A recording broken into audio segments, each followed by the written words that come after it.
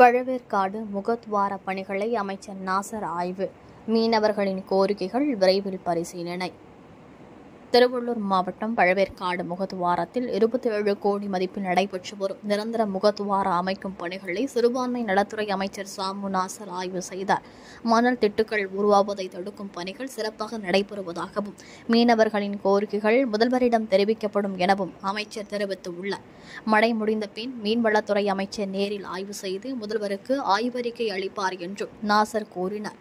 இந்த ஆய்வில் மாவட்ட ஆட்சியர் பிரதாப், கே.பி. கார்த்திகேயன் உள்ளிட்டோர் பங்கேற்றனர். செய்தியாளர் ராஜா.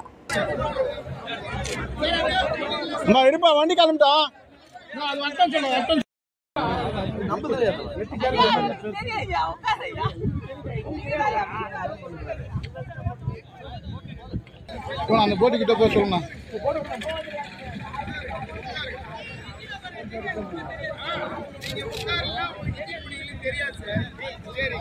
அந்த வண்டி பார்த்த நானே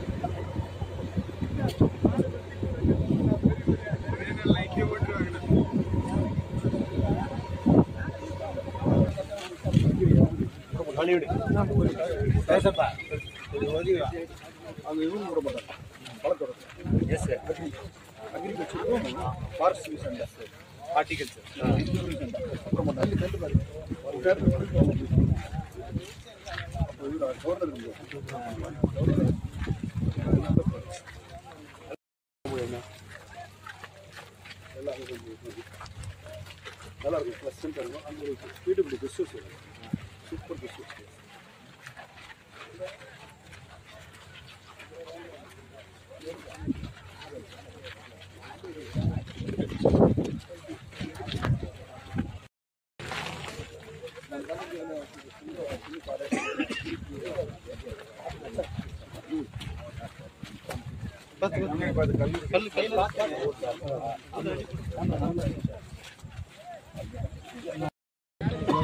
அதாவது இருக்கிற ஐஎஸ் ஐஎஸ் எல்லாம் அதிகாரிகள் சொன்னாங்க.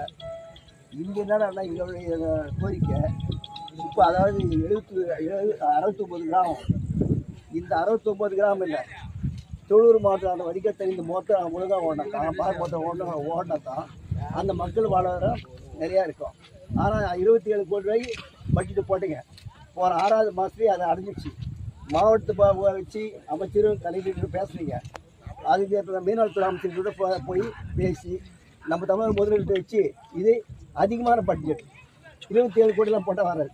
கிட்டத்தட்ட 67 கோடி போட்டால் தான் இந்த மக்களுடைய வாழ்வாதாரம் பாதிப்பு. இல்லை, மக்களுடைய வாழ்வாதாரம் பாதிப்பு. ஏன்னா ஒவ்வொரு அதாவது மரக்கூட பருவ உருவாகினால ஒவ்வொரு நாளும் இந்த மீனம் சாகுறாங்க. ஆனால் இன்னைக்கு மேலே இது ஆரம்பிச்சிருக்கு. இந்த நெல்லாட்சியில் வந்திருக்கிற அமைச்சர் பெருமக்களும் மாவட்ட ஆட்சியாளரும் ஒரு மணமாக நின்று இருக்கிற அதாவது தொழில் மாவட்டத்தில் அத்தனை அதிகாரிகளும் இங்கே இருக்கிற 2 லட்சம் பேர் இன்னைக்கு ஆந்திரா ஒட்டி கூட இந்த தண்ணி போனால் தான் அந்த மக்கள் பழிக்கும். ஆரம்பத்தில் உள்பட 2 தொகுதி இன்னைக்கு அந்த அளவு நாங்கள் தத்தளிக்கிறேங்க. அதனால் நீங்கள் உங்கள் கவனத்துக்கு இந்த மக்களுடைய வாழ்வாதாரம் எந்த அளவில் மேம்படுத்துமோ இந்த ஆட்சியில் நெல்லாட்சியிலே இந்த மோத்தாரத்தை அதை கப்பல் டச்சிங் வச்சு எடுத்துக்கணும்னா எங்களுக்கு உங்களோட பொன்னான கால் பார்த்துல இந்த மீனவர் மக்கள் தான் காத்திருக்கிறோம். நீங்கள் அதை நல்ல முறையாக பண்ணி கொடுங்க.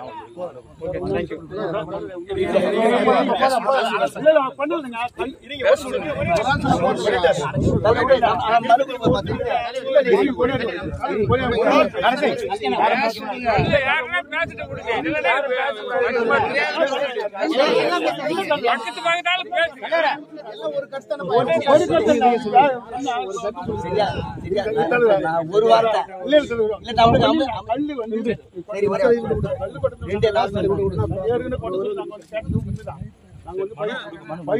சொல்லி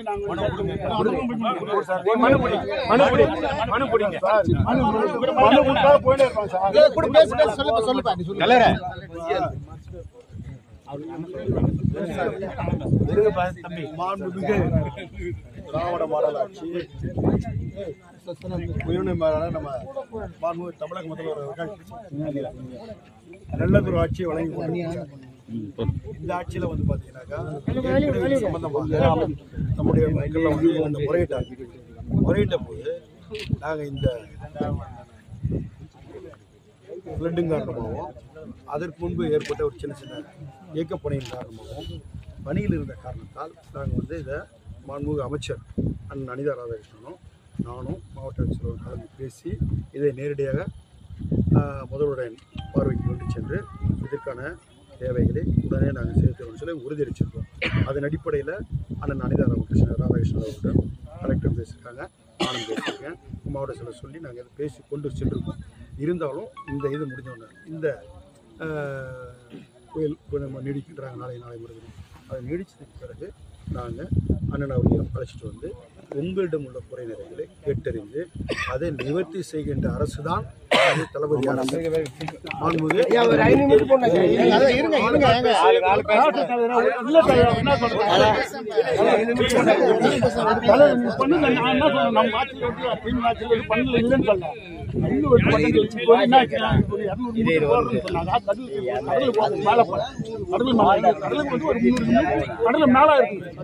அதான் எங்களுக்கு வந்து பாதிப்பு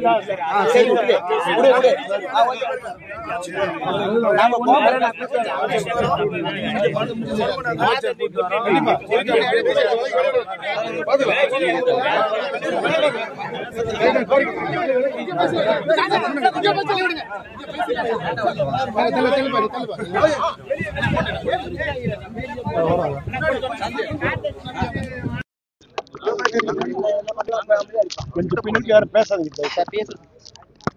வருமுன் காக்கப்பட வேண்டும் என்ற உணர்வின் அடிப்படையில் உயிரின மேலான மாண்புமிகு தமிழக முதல்வர் அவர்கள் திராவிட மாடல் ஆட்சியில் இந்த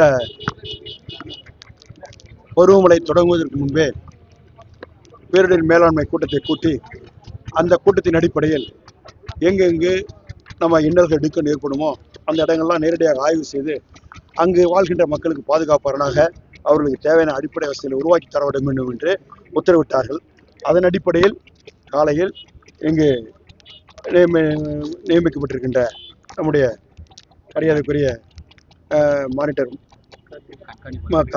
கார்த்திக் ஐஏஎஸ் அவர்களும் மாவட்ட ஆட்சித்தலைவர் நம்முடைய பஞ்சாப் ஐஏஎஸ் அவர்களும் அதே சட்டமன்ற உறுப்பினர் சந்திரசேகர் நம்முடைய மாவட்ட செயலாளர் உள்ளிட்ட அனைவரும் இந்த பணியினை மேற்கொண்டு ஏறக்குறைய பூந்தமல்லியில் எங்கெங்கே பூந்தமல்லி தொகுதியில் இருக்கக்கூடிய இடங்களில் எங்கெங்கே சேக்கனாய் நிற்குதோ அந்த இடத்தையும் பார்த்து அதனுடைய நிவாரணப் பணிகளை ஏற்பாடு செய்து அங்கு ஏற்பட்டால் அங்கே என்னென்ன விபத்து அந்த வழித்தடங்களை எப்படி சரி செய்வது, நீர் வழித்தடங்களை எப்படி வழி செய்வது என்பது ஆய்வு செய்து அதற்கு ஒரு ஈசா ஏரிக்கு வந்து ஈசா ஏரி அங்கே இருக்கக்கூடிய பணிகளை நேரடியாக ஆய்வு கண்டு அதை எப்படிலாம் மழை பெய்ந்தால் கடுமழை இருக்கும் பட்சத்தில் எப்படிலாம் கொண்டு போகணும், நீர்வழி எப்படி கொண்டு போகணும்னு சொல்லி அதையும் ஆய்வு செய்து அதற்கான முன்னேற்பாடு செய்து அதற்கு பிறகு இங்கே முகத்தோராட்டத்துக்கும் இங்கே ஆய்வு செய்திருக்கணும்.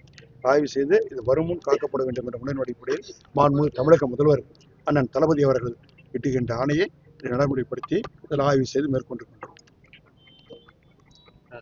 தற்போது உள்ள சூழல்ல இப்ப இருக்கிற அந்த பாதை அமைச்ச இடத்துல முழுவதும் மணல் மூடப்பட்டிருக்குது அப்படின்றாங்க. இப்ப கடலுக்குள்ள கிட்டத்தட்ட ஒரு 300 மீட்டருக்கு மேல இந்த கற்களை போட்டால் மட்டுமே தான் இந்த கற்கள் போட்டதற்கான பயன் இருக்கு அப்படின்னு இந்த பகுதி மக்கள் வந்து அவங்களோட குறைகளை சொல்றாங்க. கரெக்ட். இப்போ அவங்களுடைய குறைகளை வந்து மாண்புமிகு மீன்வளத்துறை அமைச்சர் அனிதா ராதாகிருஷ்ணனோட முறையிட்டு இருக்காங்க. அவர் இந்த மழை முடிஞ்சு வரதா இருந்தோம், ஆனால் அதுக்கடையில் அந்த மழை உருவாகிட்டதால பருவமழை உருவாகிட்ட காரணத்தால் இதை முடிஞ்சதுக்கப்புறம் நாங்கள் நேரடி ஆய்வு செய்து இந்த ஆய்வறிக்கையை மாண்புமிகு தமிழக முதல்வரிடம் எடுத்து சென்று மாண்புமிகு தமிழக முதல்வர் அவர்கள் இந்த பணியை மிக விரைவில் முடித்தருவார். அதை நம்ம கொடுத்துருக்க ஏற்கனவே அவங்கள்ட்ட பேசியிருக்கோம். இங்கே இருக்கக்கூடிய அருமை நண்பர்கள் வந்திருக்காங்க, மாவட்ட ஆட்சியரோட முறையிட்டு இருக்காங்க. அதை எடுத்துக்கொண்டு அதனுடைய ஆய்வறிக்கை நேரடியாக நம்முடைய மாண்புமிகு தமிழக முதல்வரிடம் எடுத்து சென்று அந்த ஆய்வறிக்கையின்படி அந்த பணிகளை நிறைவு செய்யும் என்பது உறுதியளிக்கப்படும். தற்போது மழை காலங்களில் இப்போது நடவடிக்கைகள் என்னென்ன மேற்கொண்டு இப்போ இவ்வளவு நேரம் சொன்னதுதான் என்னென்ன சொன்னேன். இப்போ உங்களுடைய இதை முன்னாடி அதை நீங்க கேட்கவே நான் சொன்னேன். என்னென்ன வருமுன் காக்கப்பட வேண்டும் என்ற உணர்வு அடிப்படையில் தான் மாண்புமிகு தமிழக முதல்வர்கள் பேரிடர் மேலாண்மை கூட்டத்தை முதன்மையை கூட்டி அந்த தமிழகம் முழுவதும் இருக்கின்ற அதிகாரிகளை அழைத்து பேசி அதற்கு பிறகு மாவட்டந்தோறும் பேசி மாவட்டத்தில் இருக்கின்ற ஒவ்வொரு ஒன்றிய நகரத்திலையும் பேசி மாநகரத்திலையும் பேசி அதனுடைய தடுப்பு நடவடிக்கைகளை முன்கூட்டியே அறிவிக்க வேண்டும் என்று செய்ய வேண்டும் என்ற பணிகளை நடந்து அதுதான் முதலில் உங்கள்கிட்ட சொன்னது. வீரர்கள் 100 கோடிக்கு மேல ஒதுக்கணும் நிரந்தரமா பண்ணான்னு சொல்றாங்க. அவங்களுடைய கோரிக்கை ஏற்கப்பட்டு ஏற்கனவே சொன்னது போல மாண்புமிகு தமிழக முதல்வருடைய பார்வைக்கு எடுத்து சொல்லப்படும், எடுத்து சென்று நடைமுறைப்படுத்தும்.